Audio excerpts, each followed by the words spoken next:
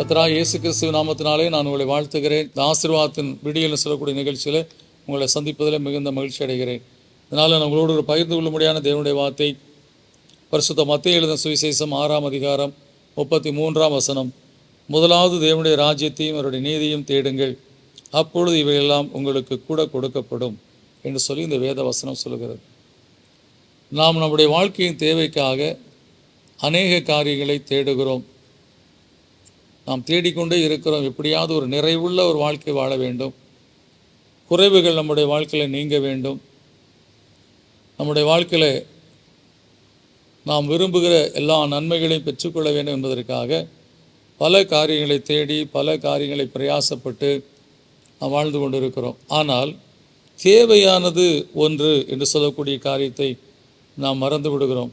முதலாவது தேவனுடைய ராஜ்யத்தையும் அவர் நீதியும் தேடுங்கள், அப்பொழுது இவைகளெல்லாம் உங்களுக்கு கூட கொடுக்கப்படும் என்று சொல்லப்பட்டிருக்கிறது. ஏன் நம்முடைய வாழ்க்கையில் தேவைகள் உண்டு, எதிர்பார்ப்புகள் உண்டு, குறைவுகள் உண்டு. ஆனால் நாம தேடி பல காரியங்களை சம்பாதித்து விடலாம், சேர்த்து விடலாம், வென்று விடலாம் என்று சொல்லக்கூடிய காரியத்தை நினைக்கிறேன். இல்லை, வேதம் சொல்லுகிறது, முதலாவது தேவனுடைய ராஜ்யத்தையும் அவருடைய நீதியும் தேடுங்கள், அவரை சார்ந்திருங்கள், அவர் சொன்னபடி அவருடைய வழியில் நடக்க ஒப்புக் கொடுங்கள். உங்கள் வாழ்க்கையில் எல்லா நிலைகளிலும் கர்த்தர் ஆசீர்வாதத்தை கொடுத்து குறைவில்லாத ஒரு ஆசீர்வாதமான வாழ்க்கை வாழ அருள் செய்வார். இந்த விசுவாசத்தோடு ஜெபிப்போம். நல்ல பிதாவே, நன்றியோடு உம்மை துதிக்கிறோம், ஸ்தோத்திரிக்கிறோம். அப்பா பிதாவே, இந்த காலவேளையில் கர்த்தாவே எங்கள் வாழ்க்கையில் நிறைவு உண்டாக வேண்டும் என்பதற்காக பல முயற்சி எடுக்கிறோம். பகலெல்லாம் உழைக்கிறோம், இரவெல்லாம் உழைக்கிறோம், பல காரியங்களை தேடி எப்படியாவது பெற்றுக்கொள்ள வேண்டும் என்று சொல்லி பிரயாசப்படுகிறோம். ஆனால் அதில் ஒரு சோர்வு, ஒரு இழைப்படைந்த நிலை, சில வேளை விரக்தியான ஒரு சூழ்நிலையில் காணப்படுகிறதப்பா. ஆனால் இந்த வேத வசனம் சொல்லுகிறதுபடி கர்த்தரை தேடுகிறவர்களுக்கு ஒரு நன்மையும் குறைபடாது.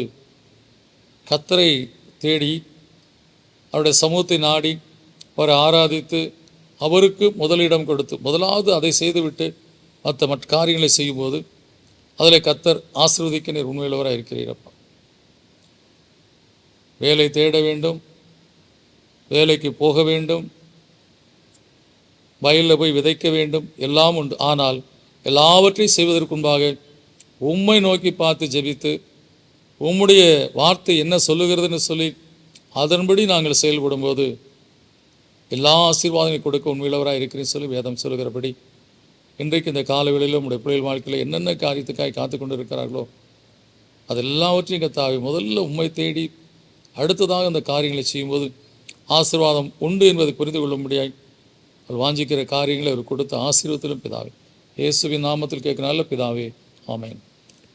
நீங்கள் வேலை செய்யுங்க, உழைங்க, போங்க, காரியங்களாம் செய்யுங்க. ஆனால் எதை செய்கிறதுக்கு முன்பாக கர்த்தரை தேடுங்க, ஜெபம் பண்ணுங்க, ஒப்பு கொடுங்க. கர்த்தர் எல்லாத்தையும் வாய்க்க பண்ணுவார். God bless you.